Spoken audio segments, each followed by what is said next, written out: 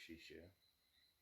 Welcome to another live stream of our Friday's History Live.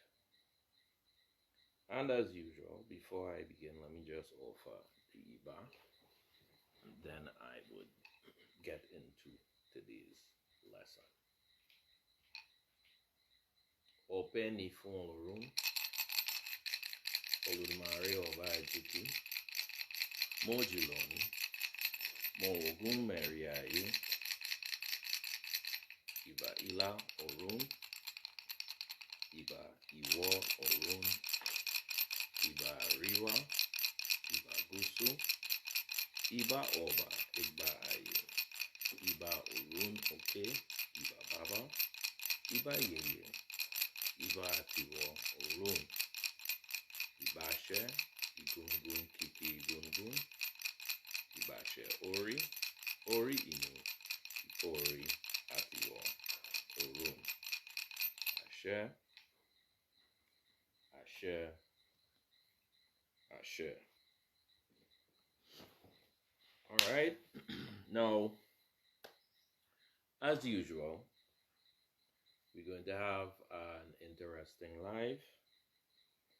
I'm going to read from the two normal textbooks that I use, which is Cedulant Capitulant, as well as Immigration into the West Indies. But before I do those readings, I want to also read a little bit this week, in addition to those readings, something about the indigenous people of the Americas. All right. Last week, I read a little bit about the indigenous people, addressing a physical description of the Caribs. And from the reading, it is clear that these people were black-skinned and very much similar in characteristics as well as in traditional practices as African people.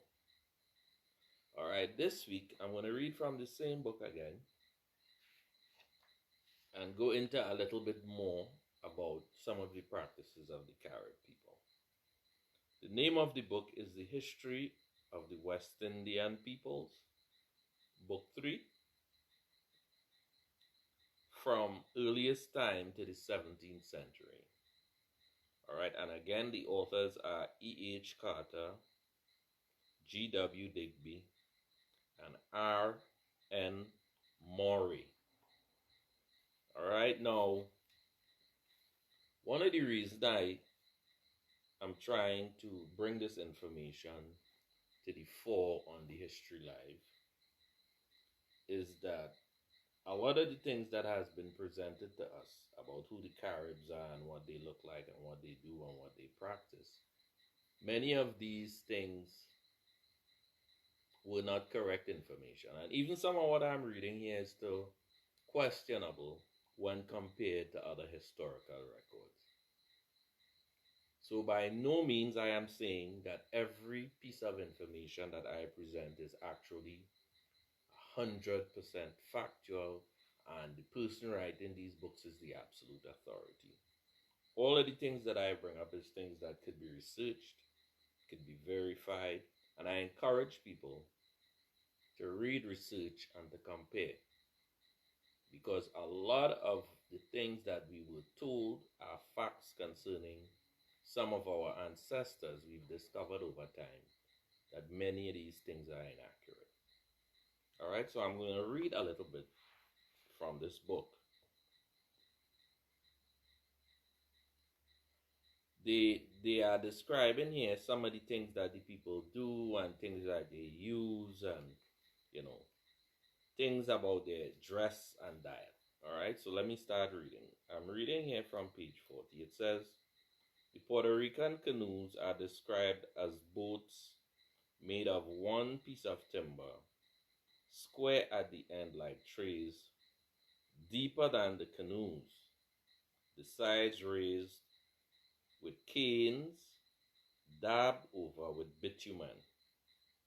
The boats were usually moved by means of paddles with cross pieces at the end. The oarmen stood, sat, or knelt at their work. If overturned, a canoe did not sink.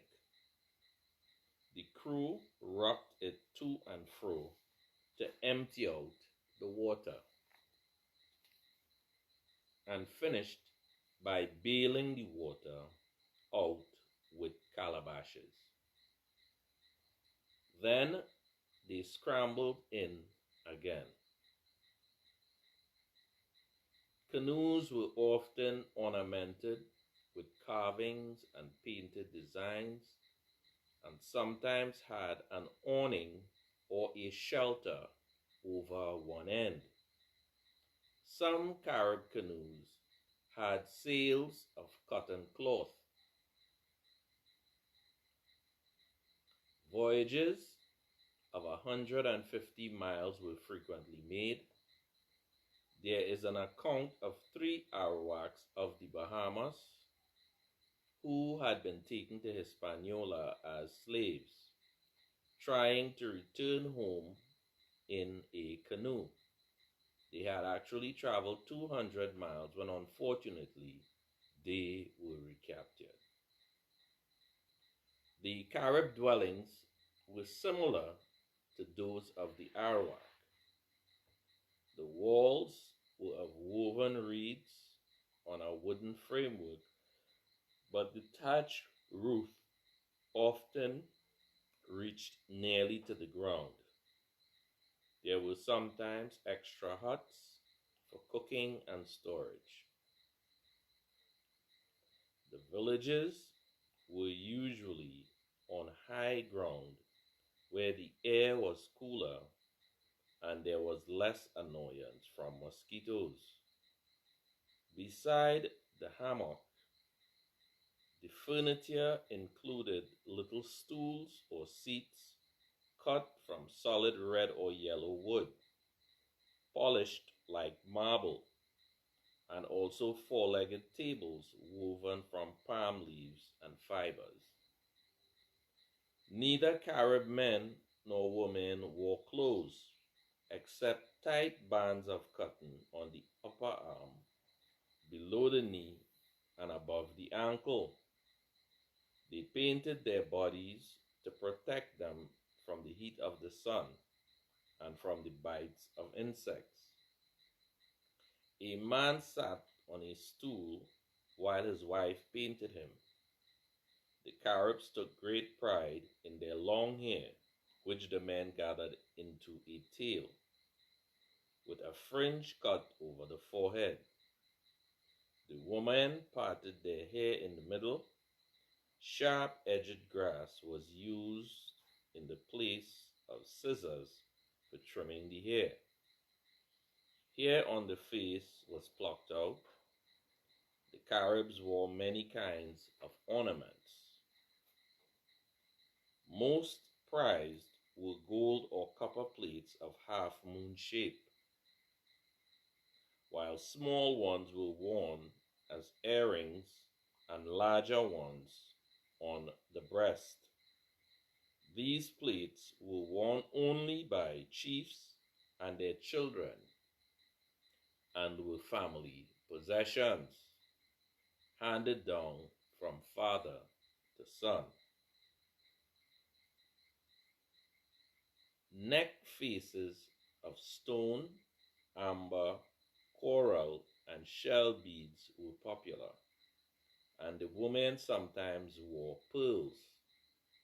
Fish spines and plates of turtle shell were used as nose ornaments, and there were lip ornaments of bone, disc, and fish spines. On special occasions, the Carib powdered their bodies with gold dust, and the men wore beautiful headdresses of feathers. The food of the Caribs was similar to that of the Arawaks, but they did not use salt. and they did not eat the pig for fear of making their eyes small, nor the turtle in case they should grow heavy and stupid.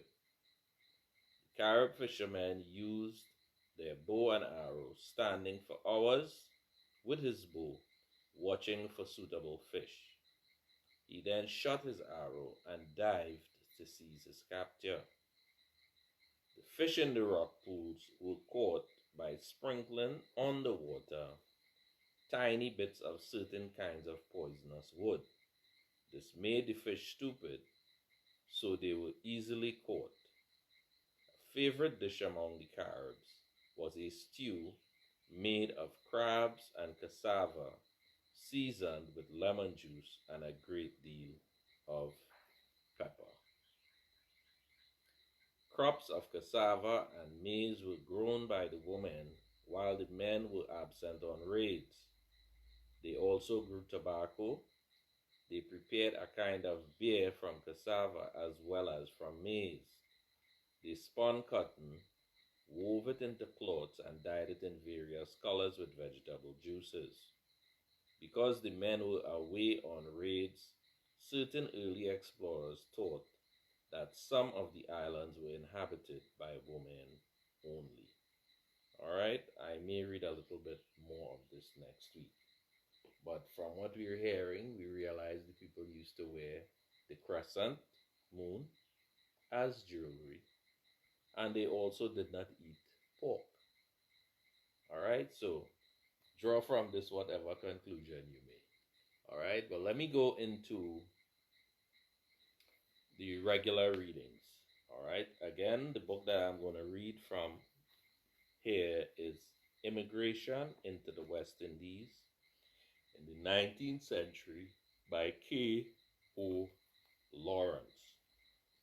And I've explained why this is very important reading for us in the Ifa Orisha community, because we must understand our historic relations with the colonial authorities, and we must understand our economic status and many of our attitudes towards the whole idea of being independent and working for ourselves. What this book discusses in a great measure of detail is what occurred after emancipation and then the apprenticeship period, what occurred in terms of the slave owners and the plantation owners having to replace the labor of African with various groups of people. All right, and the main reason for that is because they did not want to pay the Africans the wage that they demanded. So in order to get away from having to pay these expensive labor costs, they chose to import labor under contracts referred to as indentureship.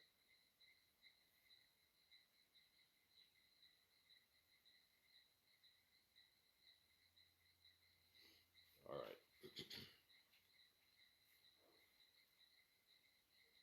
The introduction of Chinese in the British Island was suggested in the early 1843. But the plan foundered because the colonial office refused to allow the use of public funds as well as long contracts. For private finance were not available, and the Chinese would not embark without contracts. Thoughts of Chinese immigration then faded before the renewed emphasis on Indian coolies and adverse reports on the party of Chinese brought to Cuba from Amoy in 1847. But the notion never quite died. In 1851, the Guyanese agent in India, James T. White, proceeded to China to song the prospects. His report was cautious but favorable, and in 1852, 1853, all the way up to 1854, Trinidad was able to obtain 988 Chinese, Jamaica, one shipload, and British Guyana 647 on the strength of a $100 bounty at Amoy, Namur, and Wampos. At Amoy in particular, the West Indies had to contend with the intense competition from agents operating on behalf of California, Panama, and Peru, and with the distasteful odor which their unscrupulous activities has brought to the Chinese coolie traffic, there was no lack of aspiring immigrants, but recruiting them proved very expensive, and the operations had been attended by careless selection of immigrants, attempts to pass off children as adults, and overcrowding and disease on some of the ships. The British government therefore decided to replace the bounty system with a government-controlled operation similar to that which existed in India. But the changeover was mismanaged, and in 1854, the agent resigned and was not replaced, and the project collapsed. Yet, the flow of Chinese to the Americas and Australia, mostly from unauthorized ports in non-British ships, continued, while the imperial government took steps to eliminate abuses so far as possible passing a Chinese passenger. Act in 1855. The British West Indies therefore continued to press their point, and in 1858 was authorized to try again at private expense with 5-year contracts. 2 ships with 761 Chinese were sent to British Guyana, but again there was much mortality on overcrowded and badly ventilated ships. This clinched the case for a government agency, while the occupation of Canton in 1859 by an Anglo-French force greatly facilitated its organization. Emigration could now be promoted openly between 1859 and 1866. British Guyana received 11,282 Chinese, Trinidad 1,557, but after their allies withdrew from Canton in 1860, the job of recruiting became steadily more difficult. But for the first time, a scheme for Chinese emigration had both operated essentially voluntarily and remained free from serious abuses.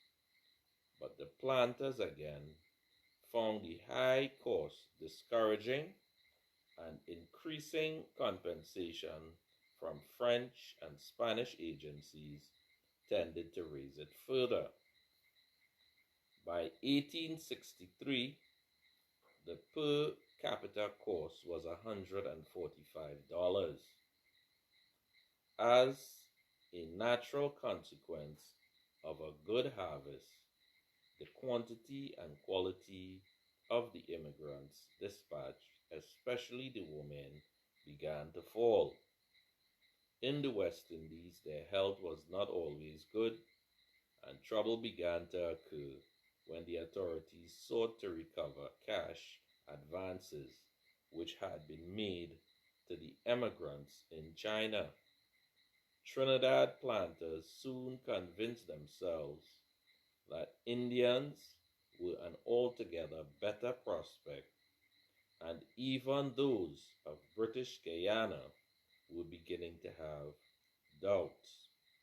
By 1865, the objectionable recruiting methods of the French, Cubans, Nicaraguans, and Peruvians at Canton were beginning to inflame popular feelings to a point which seriously hindered the agency in 1866. All right, so that would be my reading today from Immigrants into the West Indies. And as we well viewed, it spoke mainly in today's reading about Chinese immigrants coming into Trinidad, British Guyana, as well as Jamaica. All right, so now I'm going to read from another book. And again, I try always to kind of give a little context to what the reading is about. The name of this book is Cedulant Capitulant. The subtitle is The Politics of the Colored Opposition in the Slave Society of Trinidad between 1783 and 1838 by Carl C. Campbell, who was the senior lecturer in history at the University of the West Indies, Mona Campus, Jamaica. I'm reading now from page 46. Oh, I didn't give the context. All right. The reason we're reading in particular about the colored people in Trinidad and Tobago is because many members of the society were free colored. These were businessmen, these were landowners, etc., etc. Many of us don't know of the origin of them. We read of them in the history books where they talk about free coloreds. But when it comes to knowing who they are, what happened, what role they played in our history, etc., etc., as I've explained before, these would have been mulattoes. Some of them would have been Moorish and Portuguese, while others would have been Moorish and Spanish, in terms of their multicultural ancestry. All right, these persons played an important role in what was referred to as the middle class because they were free men, but yet they did not have the full privileges as white men. All right, so this book describes many of the challenges and the struggles that they went through to acquire rights in the colonies after, slavery and, around that time. Okay, so I'm reading now from page 46, Abolition of Slavery.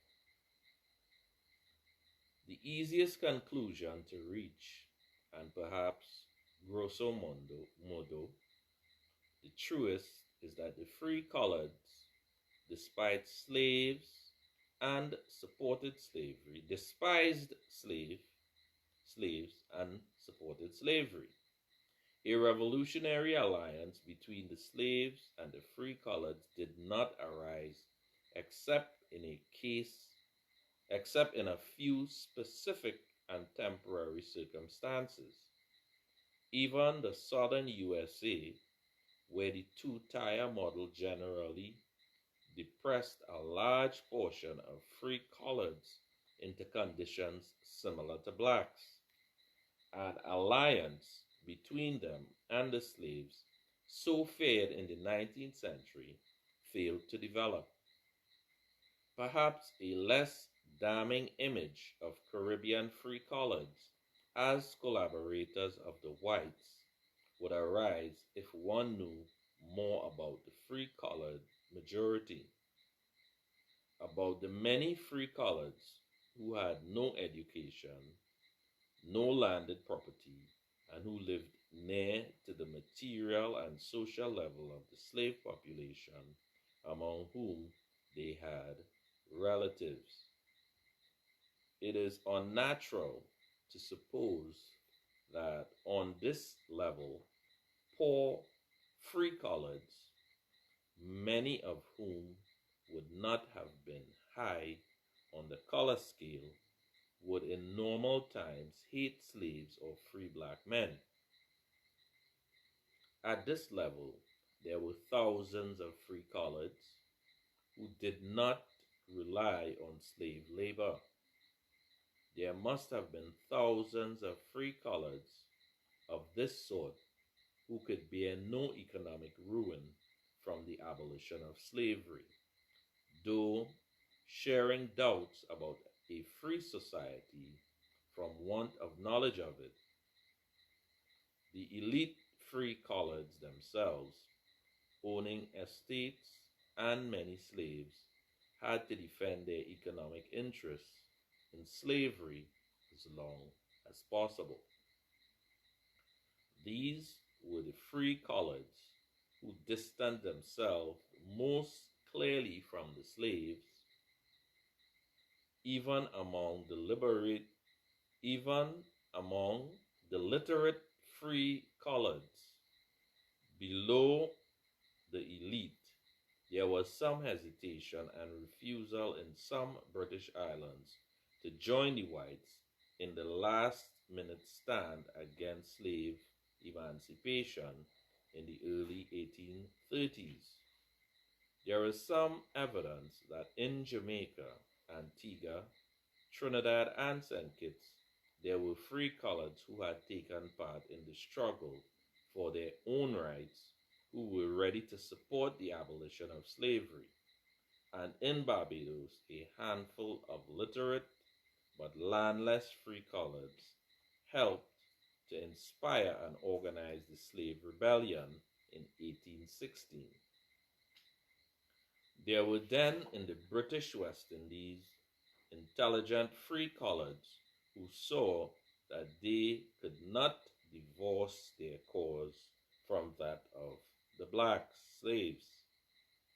In Martinique and Guadeloupe, and especially in Martinique, where in 1848 a brief but decisive stand against the continuation of slavery was made, some historians, usually socialists or anti-assimilationist, had credited sections of the free-coloreds with a more positive role in the abolition of slavery than can be found anywhere in the British West Indies.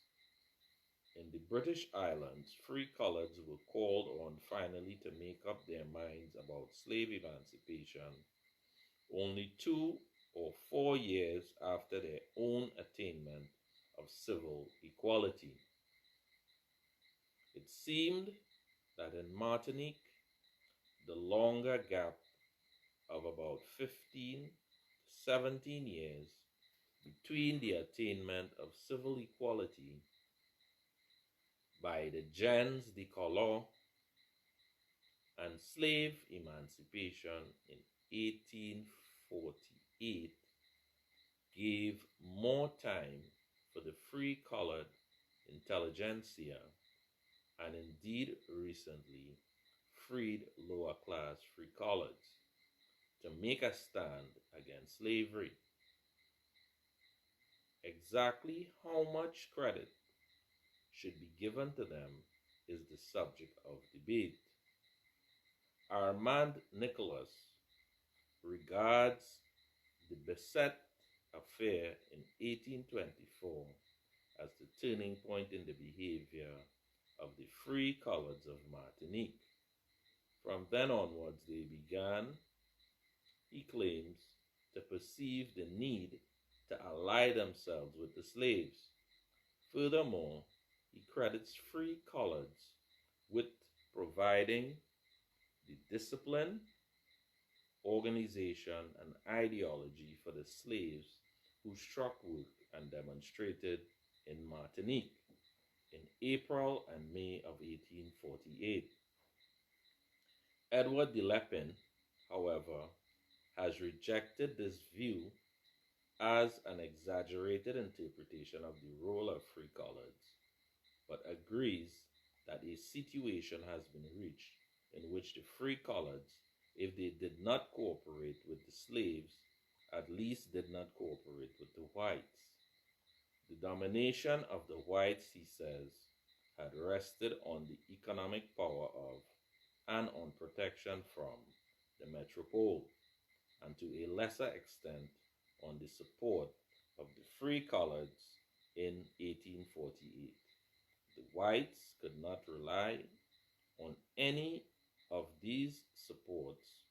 The free colored had abandoned them.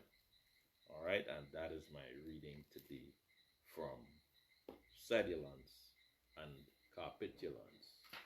All right, so at this stage, it's almost time to close, but I want to give out condolences to the family, the relatives, the shrines, the Ilays, the Ijubas, for the passing of several members of the community. I gave condolences to both the Yamunja Shrine of Lavantil, of East Lavantil, as well as the Kenny Cyrus Alkebulan Shrine and Enterprise. And now we have to give an additional condolences because I think Fabrice Baker, or Barker, I'm not sure of the pronunciation of the last name, has transitioned and has left to join the elders. So I would like to give the condolences to his wife, also to the group, because he has a very popular social media group, and also to his shrine. All right, and with that, I would like to say thank you all for joining us in viewing our live. And my word of admonition every time is you do good for yourself. You do bad for yourself. And I would like to say Odabo goodbye and see you next